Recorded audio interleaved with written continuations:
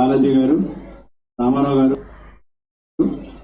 అలాగే మన రమేష్, మన వెంకటేష్ గారు, మరియు వెంకటేష్ గారు, వేదిక నాగించిన పెద్దలందరూ, ఇక్కడికి వచ్చేసిన సోదరులందరికీ నమస్కారం. చాలా సంతోషం. ఈరోజు చంద్రబాబు గారిలో గ్రామంలో మరి ఈవేళ మంచి మీటింగ్ ఏర్పాటు చేశారు. నాయకులందరూ కూడా మొదటగా అభినందనలు తెలియజేస్తున్నాం.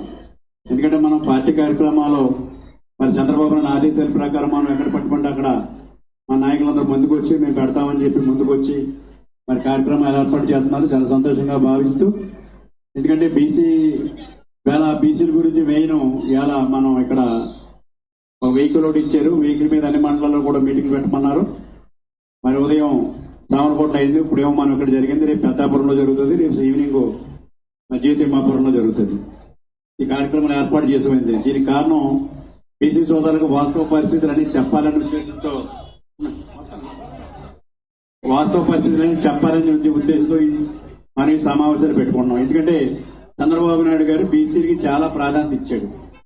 మనకి బీసీలకి సంబంధించి తెలుగుదేశం పార్టీ మొదటి నుంచి కూడా ఎన్టీ రామారావు గారు స్థానిక సంస్థలో రిజర్వేషన్ కల్పించాడు. అందరినీ కూడా బీసీలకి సీట్లు ఇచ్చాడు. అన్ని వర్గాలపై ఐడెంటిఫై చేశారు. ఇంకా ఐడెంటిఫై చేయని వర్గాలు కూడా మరలా మన ఎంబీసీ కింద కొన్ని ఐడెంటిఫై చేసి వాళ్ళందరూ కూడా నాయకత్వం పెంచాలని ప్రయత్నం చేస్తున్నాం.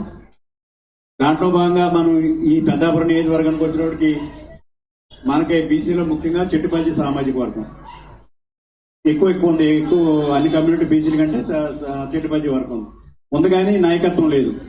నేను వచ్చిన తర్వాత ఇప్పుడు వెంకటేష్ కానీ, మన మాధవపట్నం వెంకటేష్ కానీ, ఇంకా మన అక్కడ చావనకోటకు వచ్చినప్పటికి శ్రీకాంత్ కానీ, గోపి కానీ, ఇంకా చాలా మంది ఉన్నారు. వాళ్ళందరినీ కూడా ఇప్పుడు ఐడెంటిఫై చేసి నాయకత్వాన్ని ఐడెంటిఫై చేసి మీరు గ్రామాన్ని తిరగండి అని చెప్పి ఇప్పుడు ఆదేశాలు ఇచ్చాం. వర్కౌట్ జరుగుతుంది.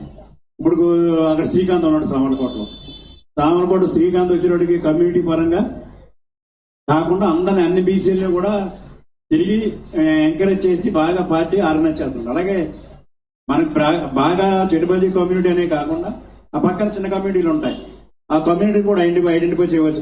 రజకులు ఉన్నారు, మరి రామారావు గారు రాష్ట్రం అంతా తిరుగుతున్నాడు, జిల్లా అంతా తిరుగుతున్నాడు, ఐడెంటిఫై చేస్తున్నాడు. వాళ్ళందరినీ కూడా రేపు పొద్దున ఓట్లు మనకి వేసేలాగా చేస్తున్నాడు.